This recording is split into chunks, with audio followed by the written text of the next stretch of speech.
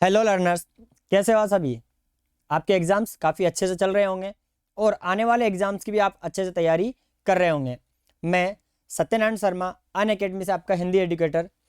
आज जो हम जिस विषय पर चर्चा करने जा रहे हैं वो आपके हिंदी विषय से संबंधित अत्यंत महत्वपूर्ण होने वाला है, क्योंकि आज हम आने वाले हिंदी एग्ज़ाम्स के लिए एक रणनीति का निर्माण करने वाले हैं। क्योंकि बिना रणनीति के कोई युद्ध नहीं जीता जा सकता। अगर किसी युद्ध में कोई वीर योद्धा एक उचित रणनीति के साथ प्रस्तुत होता है तो वो उस युद्ध को भली भांति आराम से जीत सकता है।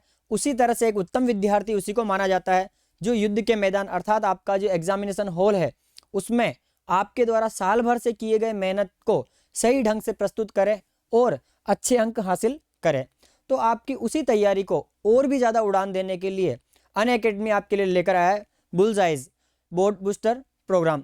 इस प्रोग्राम में आपको दूसरे विषयों से संबंधित भी वीडियो मिले होंगे और आने वाले एग्जाम्स के जो आपको वीडियोस है वो भी इस पे मिल रहे हैं। तो आज हम हिंदी विषय से संबंधित चर्चा करने वाले हैं कि आखिर आपके पाठ्यक्रम में है क्या और क्या क्या आपको पढ़ना है, क्या क्या पाठ्यक्रम से हटा दिया गया है, उन सभी की अपन विस्तार से चर्चा करेंगे। आइए देखते हैं। सबसे पहले हम हिंदी विषय से चर्चा करेंगे कि आपके 10th बोर्ड में जो आपका हिंदी है वो दो भागों में विभाजित होता है। 10th बोर्ड में सीबीएसई क्लास 10th बोर्ड में जो हिंदी है वो दो भागों में आता है। एक आता है कोर्स ए जो कुछ राज्यों में है और जबकि भारत के कुछ राज्यों में सीबीएसई में कोर्स बी आता है। जो कोर्स ए है उसमें दो किताबें चलती है, क्षितिज और कृतिका। यही किताबें आरबीएससी 10th बोर्ड में भी आती है।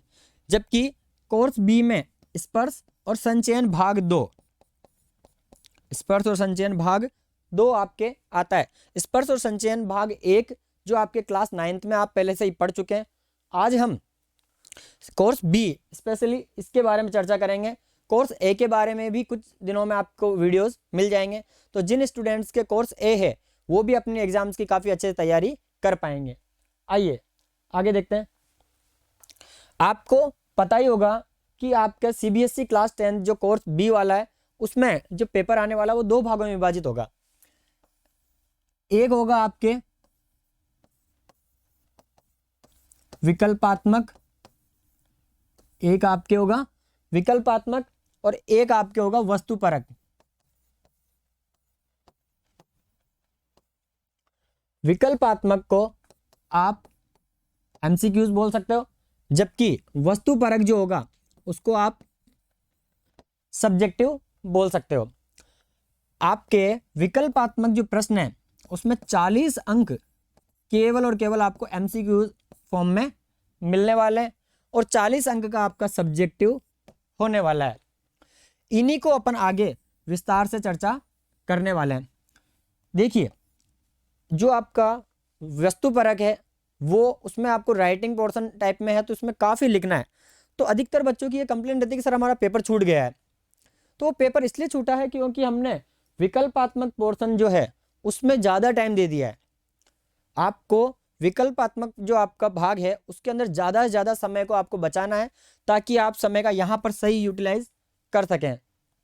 तो इसके लिए आप तभी समय बचा पाओगे जब आप जो आपका विकल्पात्मक भाग है उसमें आप सही ढंग से सही रणनीति के साथ आप उसको अगर करते हो तो आप इसमें काफ़ी अच्छे से समय बचाकर उस समय का सही उपयोग आप वस्तुपरक में कर सकते हैं। तो आइए आगे देखते हैं। आपके सबसे पहले अपठित गद्यांश आने वाला है। सबसे पहले अपठित गद्यांश आने वाला है। ये अपठित गद्यांश आपके मल्टी चॉइस होंगे। इसके अंदर आपके 2 गद्यांश होंगे। कितने गद्यांश होंगे? 2 गद्यांश होंगे। प्रत्येक गद्यांश में 5 प्रश्न होंगे। कितने प्रश्न होंगे? 5 प्रश्न होंगे और प्रत्येक प्रश्न 1-1 मार्क्स का होगा। इस तरह से आपको 5 अंक मिलने वाले हैं। प्रत्येक प्रश्न जो आपका है 1-1 अंक का है और 5 प्रश्न हो गए। इस तरह से 5 अंक आपको प्रत्येक गद्यांश से मिलने वाले हैं। इस तरह से आपको 10 अंक केवल और केवल किससे मिल गए?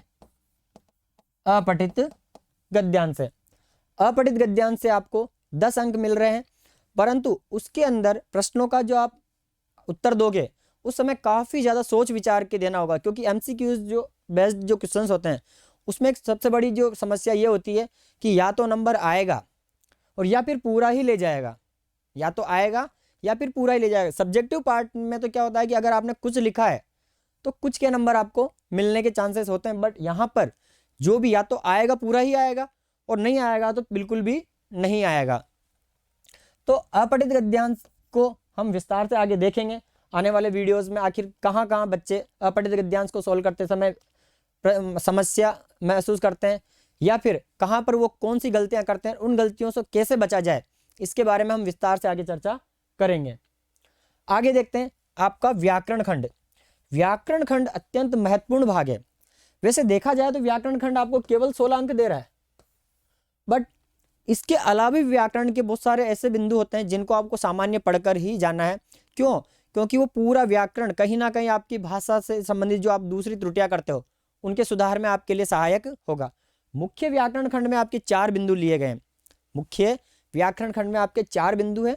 उनमें पहला जो बिंदु है वो आपका पदबंध है। पदबंध, यहाँ पर शब्द और पद के बीच जो आपका अंतर है वो आपको पता होना चाहिए। उसके बाद शब्द के जो पदबंध के रूप में जो शब्द का पद के रूप में प्रयोग होता है वो आपको पता होना चाहिए। पद के कितने टाइप्स होते हैं वो आपको पता होना चाहिए, तब आप आराम से पदबंध को आप कर पाओगे। उसके बाद हम चर्चा करते हैं रचना के आधार पर वाक्य रूपांतरण। अभी हम इस विषय से ज़्यादा विशेष लंबी चर्चा नहीं करेंगे, केवल हमें पाठ्यक्रम के बारे में अनुमान लगाना है कि पाठ्यक्रम में ये बिंदु आ रहे हैं, तो इसकी विस्तार से चर्चा की जाएगी बाद में। रचना के आधार पर वाक्य रूपांतरण, इसमें आप कक्षा 9 में अर्थ के आधार पर वाक्य जो भेद आपने पढ़े थे उसका अपर पार्ट है ये। बहुत सारे इसमें कंफ्यूज रहते हैं कि रचना के आधार पर वाक्य रूपांतरण और अर्थ के आधार पर वाक्य रूपांतरण क्या एक ही है? नहीं, ये बिल्कुल अलग है।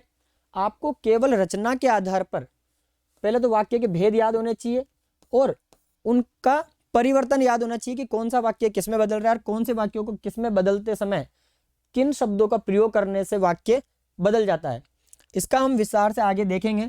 आपको पता होगा इसमें 3 वाक्य आते हैं। एक आता है आपके सरल, एक आता है आपके संयुक्त और एक आता है आपके मिश्रित। तो वो आपको सरल से मिश्रित में, मिश्रित से संयुक्त में, संयुक्त से सरल में, इस तरह से कुछ भी परिवर्तित करने के लिए बोल सकता है। आगे बात करते हैं अपन समास। आपके समास से संबंधित हम एक अत्यंत महत्वपूर्ण वीडियो लेकर आने वाले हैं जिसमें आपको समास को बिल्कुल ट्रिकली पढ़ाया जाएगा कि आखिर देखते ही आप प्रश्नों को कैसे समझ सकें कि ये किस समास का भेद होगा। उसके लिए आपको वेट करना होगा। मुहावरे, मुहावरे आपके पाठ्य पुस्तक से संबंधित होंगे। आपके पाठ्य पुस्तक में जो आपका गद्य भाग है उन गद्य भाग में कहीं ना कहीं कुछ कुछ जगह मुहावरों का प्रयोग किया गया है। उन सभी मुहावरों को हम विस्तार से आगे पढ़ेंगे। आगे देखते हैं। अब आपके पाठ्य पुस्तक की बात करते हैं। पाठ्य पुस्तक जो है वो अत्यंत महत्वपूर्ण रोल निभाता है आपके एग्जाम में, क्योंकि पाठ्य पुस्तक आपका 2 भागों में पूछा जा रहा है। अगर मैं आपके स्पर्श की बात करूं तो स्पर्श को 2 भागों में विभाजित किया है। एक आपका गद्य खंड, एक आपका पद्य खंड। जो आपका पद्य खंड है उसको आप कविता बोलते हो, गद्य खंड को आप चैप्टर, पाठ इत्यादि, निबंध, कहानी इत्यादि आप बोलते हो। तो आपका जो पद्य खंड है, आपका जो पद्य खंड होने वाला है उस पद्य खंड को 2 तरह से पूछ रहा है वो एग्जाम में। 2 तरह से पूछा जाता है। पहला, आपको इसमें से एमसीक्यू में भी मिलने वाले हैं जो 7 अंक देगा, जबकि अगर मैं सब्जेक्टिव बात करूं तो इसमें 6 अंक आपको वस्तुपरक में मिलने वाले हैं। 6 अंक आपको वस्तुपरक में मिलने वाले हैं। पाठों की बात की जाए तो पाठ है आपके पहला कबीरदास। कबीरदास के साखी नामक रचना का यहाँ पे प्रयोग किया गया है और उसको आपके सिलेबस में लिया गया है। सेकंड है मीरा, मीरा के पद लिए गए हैं। मैथिली शरण गुप्त अत्यंत महत्वपूर्ण लेखक है, कवि हैं। इनकी मनुष्यता जो काफ़ी ज़्यादा प्रेरणादायक आपके लिए है। ये यहाँ पर कविता ली गई है। यहाँ पर इसमें मनुष्य क्या है, उसको मनुष्य बनने के लिए उसमें क्या क्या गुण होने चाहिए, इसका विस्तार से अपन आगे पढ़ेंगे। आगे बात करते हैं। आपका चौथा जो पद्य है या चौथी जो कविता है वो है सुमित्रानंदन पंत की, जो है आपके पर्वत प्रदेश में पावस। पावस का मतलब होता है वर्षा ऋतु, कि पर्वतीय इलाकों में वर्षा ऋतु किस तरह से मनोहारी होती है या प्रकृति में किस तरह से वो चेंजेस लाने में सहायक होती है, उसका इसमें अपन विस्तार से चर्चा करेंगे। वीरेन डंगवाल की तोप 1857 की जो क्रांति हुई थी या उसके बाद भारत की आज़ादी के लिए जितने भी बड़े युद्ध हुए हैं उनकी एक छोटी सी झलक का इसके अंदर है। और एक चीज़ ये भी होता है कि समय जब बदलता है तो किस तरह से वो उपयोगी चीज़ को अनुपयोगी बना देता है, अनुपयोगी को उपयोगी बना देता है। समय समय की बात है, समय समय पर हर वस्तु उपयोगी साबित हो जाती है तो समय समय पर हर वस्तु अनुपयोगी भी साबित हो जाती है। समय का अगर महत्व पूछना है तो एक अखबार से पूछिएगा, समय का यदि महत्व जानना है तो एक अखबार से पूछिए। जो अखबार अर्ली मॉर्निंग सुबह न्यूज़ का खजाना या एक सूचनाओं का भंडार माना जाता है, वही अखबार दोपहर में या शाम तक केवल एक रद्दी बनकर रह जाता है। तो आखिर समय पर कौन सी चीज़ कितनी महत्वपूर्ण होती है उसका आपको इसमें पढ़ने को मिलेगा। अगला जो अपना पद्य है वो है आपका कैफी आज़मी। कैफी आज़मी की एक अत्यंत महत्वपूर्ण रचना है कर चले हम फिदा। ये जो कविता है, ये कविता का प्रयोग आपके हकीकत मूवी के अंदर गाने के रूप में किया गया है।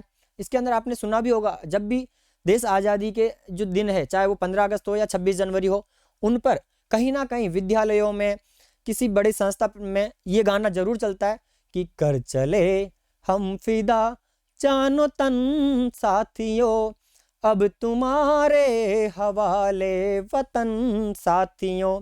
कर चले हम फिदा जानो तन साथियों, अब तुम्हारे हवाले वतन साथियों। ये आपको इसमें पढ़ने को मिलेगा। आगे है रविंद्रनाथ ठाकुर अर्थात रविंद्रनाथ टैगोर। ये हिंदी जगत के आधुनिक हिंदी साहित्य के महान लेखक, महान कवि हुए और प्रेरणा पुरुष भी हुए। इन्हों की आत्मत्राण एक बहुत ही प्यारी सी रचना है और यह है आपके एग्जाम की दृष्टि से और आपका सांस्कृतिक विकास या आपका सामाजिक जो विकास है उसमें भी ये अत्यंत महत्वपूर्ण और सहायक साबित होगी। आगे देखते हैं। अब बात करते हैं अपने गद्य खंड की कि आखिर गद्य खंड में कौन कौन से पार्ट आ रहे हैं और उन पाठों में क्या क्या होने वाला है। गद्य खंड भी उसी तरह से आपको 7 अंक तो एमसीक्यू में और 6 अंक आपको सब्जेक्टिव में मिलने वाले हैं। गद्य में पहला जो पार्ट होने वाला है कहानी है, वैसे देखा जाए तो पहला पार्ट है आपके प्रेमचंद, जिनकी रचना है बड़े भाई साहब।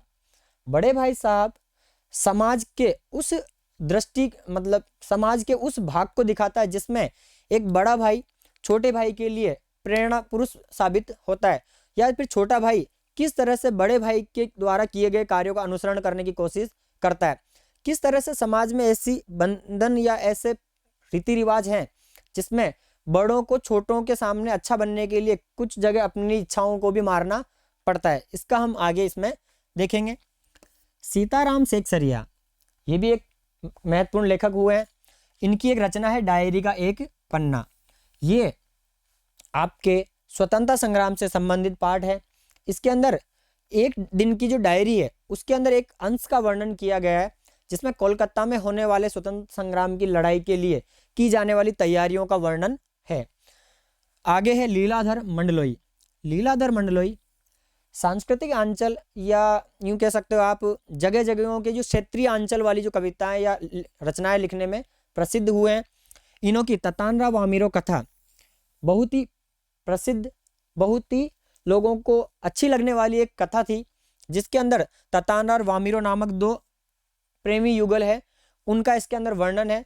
ये कविता कहीं ना कहीं व्यंग्य है समाज के उस दृष्टिकोण में जिसमें पुरानी रूढ़िवादी जो परंपराएं हैं उनके कारण समाज के विकास में एक बाधक साबित हो रही है। वो परंपराओं का टूट जाना ही अच्छा है।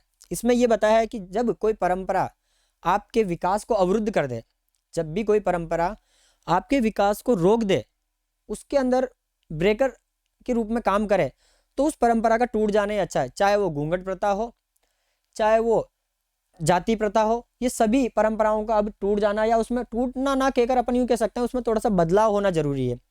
क्योंकि समय परिवर्तित है, तो समय के साथ हमें परिवर्तित होना पड़ेगा। आप पुरानी परंपराएं लेकर अगर आज भी चल रहे हो, तो उन पुरानी परंपराओं के आधार पे आप नए समाज में नहीं जा पाओगे। आपको अगर नए समाज को एक्सेप्ट करना है, तो आपको कहीं ना कहीं आपके पुराने विचार, पुरानी संस्कृति, उसमें थोड़ा सा बदलाव तो लाना ही होगा। यहाँ पर यही बताया कि जब भी कोई भी परंपरा किसी विकास में बाधक हो, तो उस परंपरा का टूट जाना ही अच्छा है, क्योंकि वो जंजीर के समान है जो आपको रोके रख रही है, तो उस जंजीर का खुल जाना ही अच्छा है। आगे देखते हैं, प्रहलाद अग्रवाल, ये भी एक अत्यंत रचना है। तीसरी कसम के शिल्पकार शैलेंद्र, तीसरी कसम के शिल्पकार शैलेंद्र। यहाँ पर शैलेंद्र नामक जो लेखक थे, उनके जीवन पर यहाँ पर अंश लिया गया है और उन्हीं के बारे में विस्तार से इसमें चर्चा की गई है। निदा फाजली, अब कहाँ दूसरों के दुख से दुखी होने वाले। इस पार्ट में पुराने जमाने में और अभी के जमाने में क्या अंतर आया। पुराने जमाने में हर चीज को अपनी संस्कृति या परंपरा से जोड़ के देखा जाता था। चाहे वो पेड़ों को देख लो, पुराने जमाने में पेड़ों को भगवान मानते थे या फिर उनकी पूजा की जाती है। आज उसमें उन विचारों का वैसा समावेश नहीं है। आज हमारे विचार बदल गए, आज हमारी परंपराओं के तरीके बदल गए। तो इसमें यूं बताया कि एक महिला किस तरह से एक अंडे फूट जाने पर वो भगवान से उसके लिए प्रार्थना कर रही है, क्षमा याचना कर रही है, और जबकि दूसरी ओर लेखक की जो पत्नी है, उसने कबूतरों को अंदर आने से भी रोक दिया है, जबकि वहां पर वो इतना दुखी हो रही थी उसकी माँ, और यहाँ पर लेखक की पत्नी, उसको कोई फर्क नहीं पड़ रहा है। किस तरह से दोनों टाइम में या दोनों समय में किस तरह से बदलाव आया है, उसका इसके अंदर विस्तार से वर्णन किया गया है। रविंद्र केलेकर, इनकी रचना है पतझड़ में टूटी पत्तियां। ये भी महत्वपूर्ण रचना है, इससे भी प्रश्न जरूर पूछा जाता है। इसको दो अंश में प्रस्तुत किया गया है। पतझड़ में टूटी पत्तियां जो पाठ है वो दो भागों में विभाजित है। एक है आपका जैन की देन, एक है आपका जैन की देन। जैन की देन, जबकि दूसरा है आपका गिन्नी का सोना। गिन्नी का सोना, ये दोनों ही पाठ कहीं ना कहीं आधुनिक समाज के लिए एक प्रेरणादायक है। पहले जैन की देन देखें, तो जैन की देन में जो अमेरिका और जापान के बीच अपने आप को विकसित देश साबित करने की जो होड़ थी, उस होड़ में जापानियों को किस तरह से मानसिक रोगी के रूप में प्रस्तुत कर दिया था, और उस मानसिक रुग्णता से बाहर निकलने के लिए उन्होंने कौन सा तौर तरीका अपनाया, उस तौर तरीके का इसके अंदर वर्णन है कि आखिर प्रतिदिन की अपनी जो बिजी शेड्यूल है उसके अंदर किस तरह से आप थोड़ा सा रिलैक्स फील कर सकते हो। ऐसी कौन सी क्रियाएं हैं, ऐसे कौन से कार्य हैं जिनसे आप थोड़ा सा मानसिक रूप से शांति महसूस कर सकते हो। यहाँ पर चाय के माध्यम से, चाय, हाँ चाय जैसा ही ले सकते हैं, पर चाय के माध्यम से उन्होंने ये बताया कि एक चाय पीकर किस तरह से उसको मानसिक शांति महसूस हुई लेखक को, इसका इसके अंदर विस्तार से वर्णन किया गया है। गिन्नी का सोना, इसके अंदर पुराना, जैसे कि अभी थोड़ी देर पहले मैंने बताया था कि पुराने आदर्श अच्छी चीज़ है, मानने चाहिए, पर उन आदर्शों को आप कहीं ना कहीं अगर उनमें बदलाव चाहिए तो उन बदलाव को भी आपको करना चाहिए। मान लीजिए आपका आदर्श ये कहता है कि आपको रोड पे बिल्कुल सीधा देखते हुए चलना है। आपके आदर्श क्या कहते हैं कि आपको रोड पे सीधा देखते हुए आगे बढ़ना है, परंतु जब भी कोई क्रॉसिंग हो तो आपके आदर्शों के साथ आपको थोड़ा सा व्यवहारिकता का मतलब होता है हकीकत में या प्रेजेंट में आपको किस तरह से उसको प्रस्तुत करना है। तो उस टाइम आपको इधर और इधर दोनों तरफ से भी देखते हुए आगे बढ़ना है, केवल आगे ही नहीं, वहां पर आपको थोड़ा सा आपके आदर्शों में बदलाव करना पड़ेगा। एक व्यक्ति है जिसका आदर्श ये है कि वो सुबह 4 बजे उठता है और 4 बजे उठकर उसको स्नान करना है, ये उसका आदर्श है।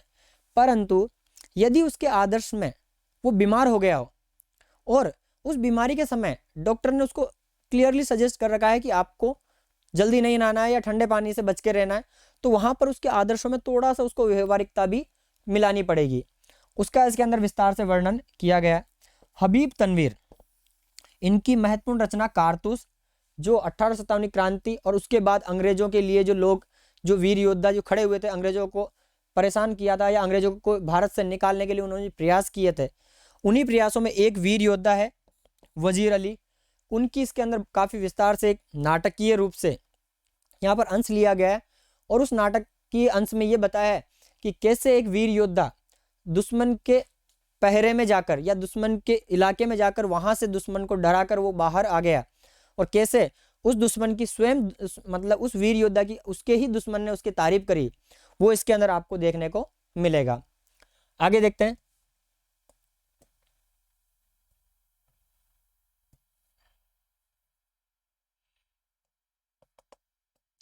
2 मिनट।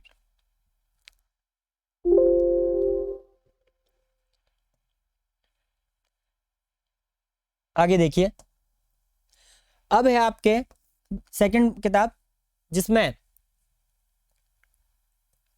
संचयन जो है, इस संचयन जो किताब है इसके अंदर आपको 3 पार्टों को समावेश किया गया है। संचयन नामक जो आपकी किताब है इसमें 3 पार्ट लिए गए। पहला है मिथिलेश्वर का, दूसरा है गुरदयाल सिंह जो एक महान लेखक हुए, और तीसरा राही मासूम रज्जा, ये भी एक महान लेखक हुए। इन तीनों के इसमें पार्ट लिए गए। पहली जो कहानी है वो है हरिहर काका, जो समाज के उस पुराने जो दृष्टिकोण है उसको दिखाती है, जिसमें केवल और केवल अपने शौक या अपनी इच्छाओं की पूर्ति के लिए, अपने लालच के लिए लोग कुछ भी करने को तैयार हो जाते हैं। अगला है सपनों कैसे दिन, अगला है सपनों कैसे दिन। इसके अंदर ये बताया गया है कि कैसे अपन बड़ी जल्दी से किसी व्यक्ति के लिए कोई भी कार्य निर्धारित कर लेते हैं कि यार ये व्यक्ति ऐसा है, बड़ी जल्दी हम मान लेते हैं यार ये बुरा है, उसका पहली बार से देखने से ही लोग उसको अच्छा या बुरा साबित कर देते हैं। जबकि उसका एक और मतलब यूं कह सकते हो कि डायरेक्ट एंड इनडायरेक्ट वे में वो व्यक्ति अलग भी हो सकता है। आपको जो दिख रहा है हकीकत में वो वैसा ना हो, या आपको जो दिख रहा सामने उससे उसका थोड़ा सा स्वरूप अलग हो। जो आपको अच्छा लग रहा है हो सकता है वो बहुत बुरा हो, या जो आपको बुरा लग रहा है वो हो सकता है बहुत अच्छा हो। अगला जो चैप्टर है आपका राही मासूम रज्जा, जो टोपी शुक्ला है, इसके अंदर जातिवाद के ऊपर काफी विस्तार से व्यंग्य किया गया है कि कैसे एक जातिवाद समाज में जो बच्चों हैं उनके कानों में जहर घोल रहे हैं और कहीं ना कहीं उस जातिवाद से कैसे बचा जाए ये भी आपको इसमें बताया गया है। आगे देखते हैं लेखन खंड। लेखन खंड में आपके 5 बिंदु लिए गए हैं। लेखन खंड में आपके 5 बिंदु लिए गए। पहला है आपका अनुच्छेद लेखन, दूसरा है आपका पत्र लेखन, तीसरा आपका सूचना लेखन, चौथा विज्ञापन लेखन, पांचवा आपका लघु कथा लेखन। इस बार लघु कथा लेखन में आपको एक विकल्प दिया जा रहा है कि आप या तो लघु कथा लिखिए या फिर आप औपचारिक ईमेल लेखन भी कर सकते हो। दोनों में से आप जिसमें अच्छे से फील करो और जिसमें आप अच्छा लिख पा रहे हो, आपको उन दोनों में से उसी का ही आंसर देना है। तो ये तो हुई हमारे पाठ्यक्रम की चर्चा कि आखिर पाठ्यक्रम में क्या क्या चीज़ें आ रही है। अब बात करते हैं पाठ्यक्रम से कुछ बदलाव भी हुआ है कि वो बदलाव क्या है, कौन सा पार्ट ऐसे हैं जो हटा दिए गए, उनकी भी देखना जरूरी है। क्योंकि अगर आप उन पाठों पर ज़्यादा ध्यान दे रहे हैं या आपने मेहनत करी हो तो आपकी मेहनत फालतू वेस्ट होने वाली है। तो आपके 3 पार्ट जो आपके स्पर्श है उससे हटा दिए गए। पहला है बिहारी, दूसरा महादेव वर्मा और तीसरा अंतो चेखव के गिरगिट नामक जो 3 पार्ट है वो आपके पाठ्यक्रम से हटा दिए गए। आपका जो संचयन जो किताब है उसमें कोई बदलाव नहीं हुआ है। संचयन के तीनों पार्ट जैसे हैं वैसे के वैसे ही आ रहे हैं। तो ये हमारी एग्जाम में आने वाले पाठ्यक्रम के बारे में विस्तार से चर्चा हुई। अब आने वाले वीडियोस में आप देखोगे कि हम आने वाले वीडियोस में उसके ब्लूप्रिंट के बारे में चर्चा करेंगे कि आखिर किस तरह से कहाँ से कितने अंक के प्रश्न पूछे जाते हैं, कितने प्रश्न होने वाले हैं, उनकी हम विस्तार से चर्चा करेंगे। इस वीडियो में हम इतना विस्तार से चर्चा नहीं कर पाएंगे क्योंकि वीडियो काफ़ी लंबा हो जाएगा। तो आज हम यहीं पे विराम देते हैं। Thank you.